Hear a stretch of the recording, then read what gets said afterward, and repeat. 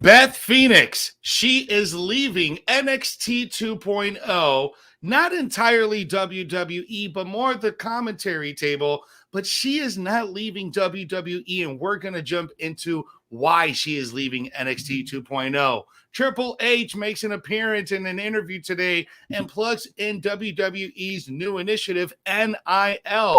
What does that mean? We're going to talk about that. And Freddie Prinze Jr., a huge WWE fan and a former WWE writer, is thinking about opening up his own indie wrestling promotion. Will it happen? We're going to jump into all of it in today's edition of The Top Story. Here we go. Watch out, watch out, watch out, watch out. What's up, everyone? It is Thursday afternoon, 6:20, and it is The Top Story. I'm your host, Jose G. Next to me, filling in for Jeremy and Kevin, it is the top Nicodamus himself of Sportskeeda, the undefeated trivia champion, Sid Puller the third, SP3, the top heel, true heel of True Heel Heat. What's up, broski? I am doing well. Glad to be here with a fellow Team SP3 winning member of the Sweep Squad, as I like to call it, the winners of the Survivor Series trivia. Glad to be here with you, Jose, and glad to be here to talk about wrestling with all of you watching. Yes, guys. So we got a lot of stories to jump into. It has been a busy news day.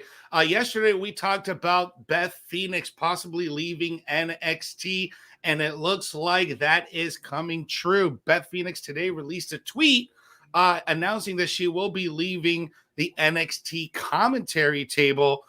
She's not leaving WWE, but she did put out a pretty lengthy tweet thanking everybody at NXT. But this is leaving a lot of doors open to what's going on the main roster with Edge, Maurice, and The Miz. Sid, what you think of this? What do you think of this announcement dropping earlier today? Very interesting, but it's just another sign of WWE just putting out very clear signs that this is the line in the sand. Like we saw the rebrand happen, the new logo, the new colors, the new set, new superstars for NXT 2.0. But I think that the bigger signs are this Sunday. It's not NXT Takeover War Games. It's NXT War Games, and now we're getting a change to the commentary team. So you're not only making it clear that there's no more takeovers, you're making it clear that the voices of NXT are going to change as well. So I don't know if this decision has anything to do with the rebrand, but I think it helps further what NXT is trying to do as far as separating itself from the black and gold era. But it does open things up a lot more for what you guys reported yesterday with Beth Phoenix working with her husband Edge, the rated R superstar, on the main roster. And honestly, when you give me the possibility of Edge and Beth Phoenix versus Miz and Maurice, that screams WrestleMania to me. That screams a big show. So I don't know if there's going to be a Saudi Arabia event before we get to WrestleMania. Maybe they can do it there, or if they're going to save it for WrestleMania itself. But that's what it's kind of, I'm getting the sense of that in 2022 we're going to see Beth Phoenix back in the ring. I think you make a clear point when WWE is subtly giving you the signs that this is what the direction that we're going with. You know, they did it with the superstars, and now evidently they're doing it with the commentary team. We're probably going to get a brand new staff of commentary teams that we've never seen before, and that's the direction that they want to go. And you know what? It's their company. They have a bigger vision of what they're doing, and they know what they're trying to attract. We'll see where it goes. But I absolutely love the idea of Beth Phoenix teaming up with Edge. I originally wanted to see him with Seth and Becky, but I'm okay with The Miz and Maurice because, like I said yesterday, Maurice makes The Miz that much better. So I just think this is going to be great. And I think it can extend all the way up to WrestleMania if they play it right. And I do think there is a WrestleMania, a Saudi Arabia show, probably in the first quarter of the new year. So we'll probably either get it there or get it at WrestleMania. Who knows? Either or, it sounds good to me. And yeah, I mean, it just clear signs that WWE is trying to give us. So I think that it's time for people to embrace. Me and Kev talk about it more on Inside Cradle that's going to drop later on tonight. But this War Games event is basically a love letter to anyone who wants to give NXT a chance. The new NXT 2.0 is give it a chance. If you like the show, maybe you'll watch it week to week. If you don't like the show, maybe it's not for you. But I think that War Games is going to be the type of show that people should try out because it is the real mark of the next era in NXT. Completely agree with you. Let's jump into some of these comments. Let's see what people think about Beth Phoenix. Moving on, but it's interesting that this is all happening now. As you know, this is the last big event of WWE, and now that they're really trying to solidify this brand new brand. But Timothy Landon, Beth is leaving to be with Edge, so a lot of people think that this is going to happen. So we'll see what comes down the pipeline here. Guys, if you're just joining us for the very first time, or if you're just tuning in right now, make sure you are subscribing to our channel here on Sportskeeda Wrestling on our YouTube channel. We just passed 23,000. Help us get to 30,000 by sharing, and subscribing, and smashing that notification bell so you never miss whenever we drop brand new content. We got content every single night of the week with the top story. Friday nights, you got this guy right over here co-hosting on Smack Talk with Dirty Dutch Mantel and Ray Cucino. Every Monday night, we got Vince Russo and Dr. Chris Featherstone reviewing Legion of Raw. Every Wednesday night, we have myself, Enrico El Glorioso, breaking down AEW and NXT 2.0. Plus, we got the pay-per-view reviews, the pay-per-view previews with you and Kenny. But we got a ton of stuff dropping, and we got a brand new show with Diamond Dallas Page. Bang, the Bro Show. That premieres tonight on Instagram, 10:30 p.m. Eastern Standard Time, 9 a.m. Indian Standard Time. It's going to be great. Check that out. That is on our Instagram page tonight, live at 10:30 p.m. So we just did the housekeeping. Let's move on to our next story. Triple H making headlines, had an interview the first time he speaks since his cardiac event. He had a sighting at the new WWE corporate headquarters up in Connecticut, but he had a conversation today about WWE's new initiative, NIL. What's the scoop here, Sid? So NIL stands for Next in Line. The program will be used to kickstart college athletes on a direct path to WWE. Triple H said in the interview on how the program works, he said, and I quote, "We immediately saw it as an amazing recruiting tool for us because it allows us to show athletes a path to WWE and engage with them in a way where they can learn more about it. We can learn more about them, all while working together and finding out if it's a good fit before they've even finished college and before they need to make any decisions about what they're going to do in that next stage of their life." This is something that was initially talked about when the WWE signed Olympic gold medalist Gable Stevenson because he's under the NIL program as he finishes up his final year at the University of Minnesota. So this is more of them making more of like a formal announcement, letting know any details, but this is going to allow them to be in the running with your NBAs, with your NFLs, where they can get college athletes on their final year. If they're a senior, this is a big deal. A junior in college, WWE can recruit you. So legitimately, we could see people in the Rose Bowl, in the college champion, the CBS, the college championship, and they could be in WWE the following year. You could see someone raise the Heisman and then go to WWE. It's like that basically, but it's a very cool thing. It's something that I've been asking for in college sports for well over 2 decades, because I've called college sports the biggest funded glorified slavery that I've ever seen in my life, with kids not making any money while people not playing on the courts and on the fields is making all the money off their names. Now these kids can make that type of money, and we can legitimately see a college kid in a WWE game. That's how this program, there's potential there. But dude, hey, I think this is a great thing, man. I think this is awesome. I wish that I would have had something like this when I was coming up young, 15 years ago in the business, as a young buck. And, this would have been something great. this would have been a program in the early 2000s, man, I would have jumped all over this dude because I'm a former football player, former wrestler. So this would have been right up my alley. But this is actually amazing because just like you said, it puts the WWE in the spectrum of the NFL and NBA, where these college athletes, who a lot of college athletes are wrestling fans, professional wrestling fans, much to less, they don't know what avenue to go. But now that you have this avenue, that WWE will train you, they'll prepare you, they'll work, they'll give you your character work. You're pretty much going to school in WWE so you can be trained in their version of what a superstar should be straight out of college at 22. Yeah. That's amazing. And that's just going to bring up a whole nother set of crop of superstars 20, 30, 40 years from now, man. So I think this is great. Yeah, and they can start the training process very young because, we heard a bunch of the reports that WWE is trying to get more of like athletes outside of the wrestling spectrum. They're not trying to get the indie darlings, the guys that are the top stars on the independent scene. They want to get more natural athletes or charismatic figures that they can mold into WWE superstars. Mm-hmm. This helps in that process, and it makes it more similar to like the MLB, where a person can go through their 4 years of college, and then instead of going to play AAA ball, they're going to the Performance Center and they're going to NXT, and that's the process that they work their way up to Raw and SmackDown.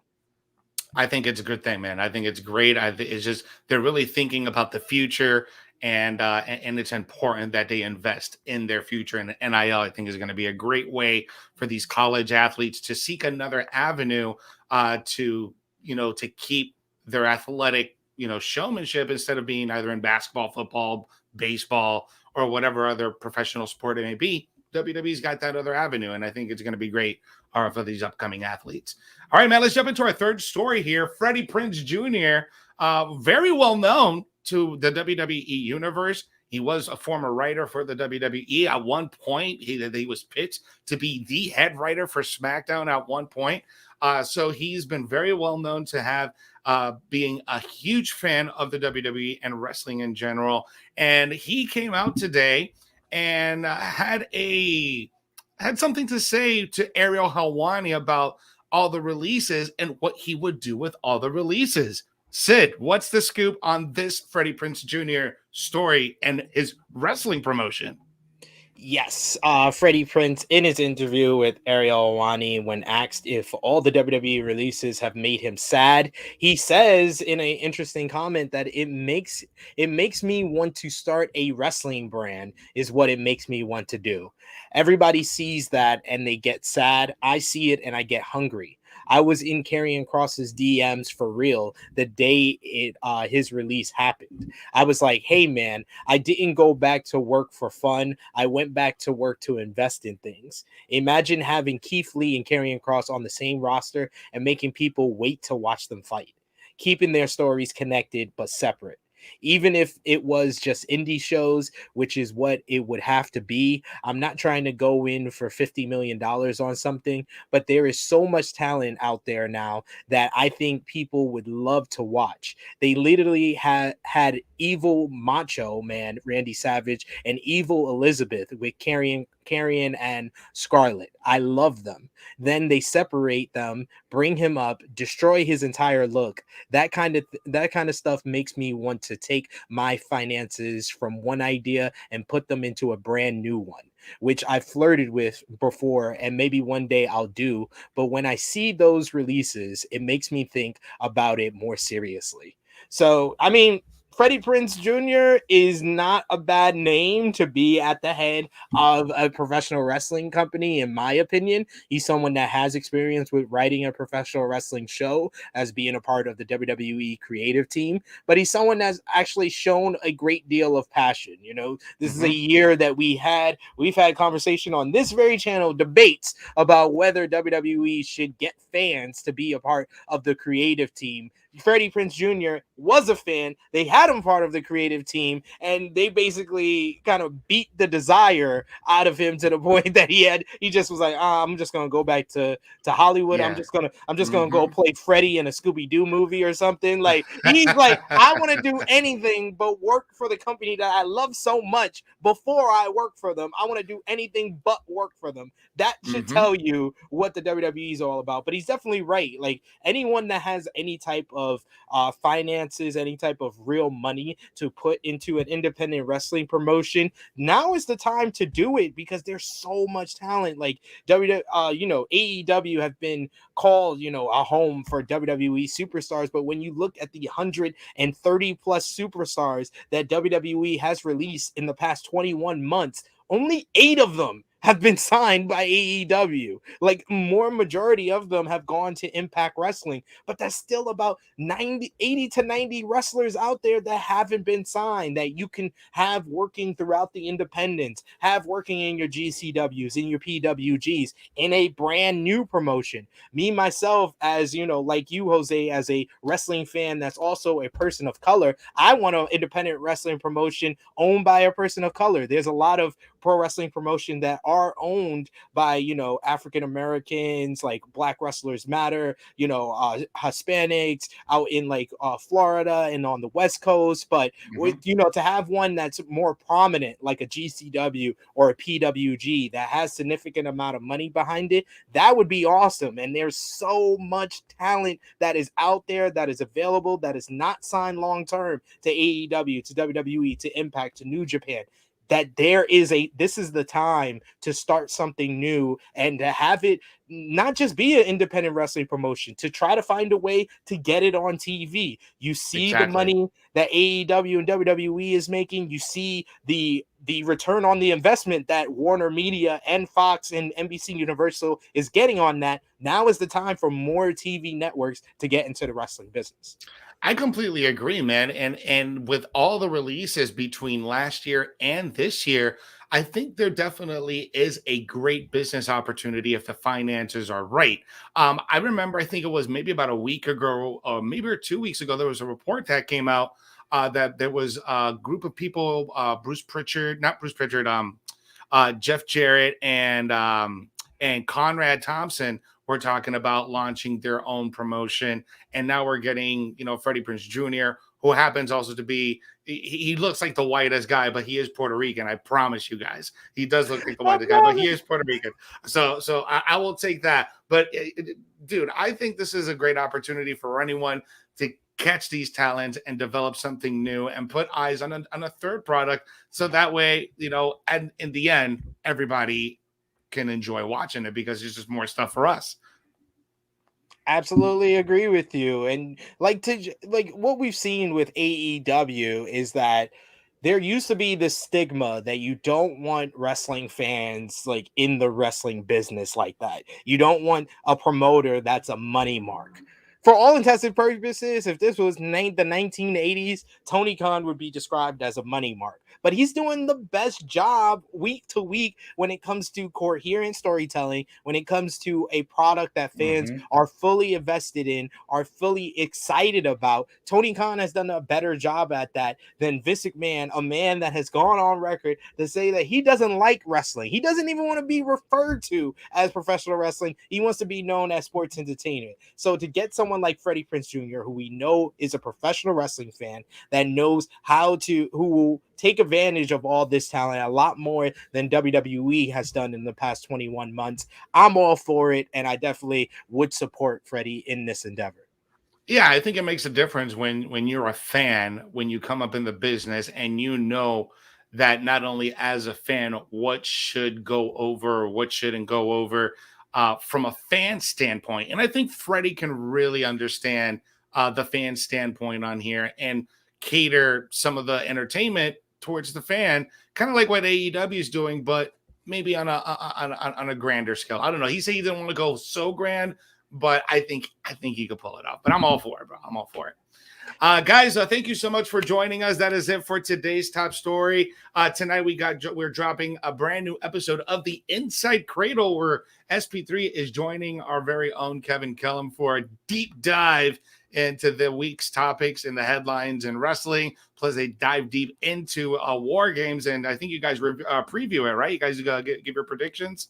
Yeah, we got a preview of War Games. We go in depth about the three major names that have been speculated and rumored to be leaving WWE in the next couple of months. And we talk about what opportunities or stories they have for them in AEW. So if you want to go more in depth, I know Top Story is a great place to get up to date on the latest wrestling news. But if you want more information, more opinions, more hot takes on the latest in wrestling news, Inside Cradle is the place to be, usually with Rick Ucchino every single week along with Kevin Kellum. I'm just filling in for the great Rick Ucchino this week, and before I take his trivia championship, of course. Guys, tonight I got Weekends of Wrestling. That's going to be at 8 p.m. on my YouTube channel. That's also going to be on Facebook. So make sure you check us out. Rico and I are going to give our predictions on War Games. But check out the new Inside Cradle tonight at 8 p.m. here on our Sportskeeda Wrestling channel. And at 10:30 tonight, the brand new show with DDP himself, The Bro Show with Vince Russo and Dr. Chris Featherstone. That's going to be tonight at 10:30 p.m. Eastern Standard Time, 9 a.m. Friday morning, Indian Standard Time. So we got tons of stuff dropping every single day. And quick reminder to all you guys that watch us every single day, we made a big announcement yesterday that Bill Apter has joined the Sportskeeda wrestling family. The legendary wrestling journalist himself has joined us here at Sportskeeda Wrestling. He'll be joining us on the Top Story every now and then, I think doing some review shows. So he will be a part of the broadcast coming very soon. So we're very excited about that, Sid. I'm excited to finally get to meet this legendary Bill Apter. I've said few wrestling journalists belong on the Mount Rushmore of wrestling journalists. Bill Apter is one of them. As a longtime reader of the Pro Wrestling Illustrated magazine, I am very happy to be a part of any platform that has Bill Apter. So glad to have him with Sportskeeda Wrestling. All right, guys. Well, that's it for tonight's show. Sid, what you got going on with True Heel Heat? True Heel Heat, our flagship weekly podcast, will drop on Saturday, 11:05 a.m. Eastern Time. True Heel Heat 154. So go over there and subscribe. We're a little over 100 subscribers away from 2K, trying to hit that at the end of the year. So any support is appreciated. And you can see all that information plus more from all over every place I'm working with. True Heel SP3 on the Twitter machine. Bro, if they're, I always said I'm pretty busy. I'm one of the busiest guys in the industry, but you're right up there. Like you're probably like the Ryan Seacrest of the wrestling industry right now. You're on so many different shows, bro. You're on Wrestle Talk. You're on Wrestling Daily. You're on Fightful. You're on here, dude. You're everywhere, bro. Thank you. I'm trying, man. I'm trying, but I want to see Jose more places. Jose belongs more places. And check out Weekends of Wrestling. They doing great work over there. You and Rico, always entertaining. Appreciate you guys. All right, guys. So that is it for tonight's show. Remember, when you're watching wrestling, you have to do the most important thing, which is enjoy it. You must enjoy wrestling every single day. Have a good night, guys.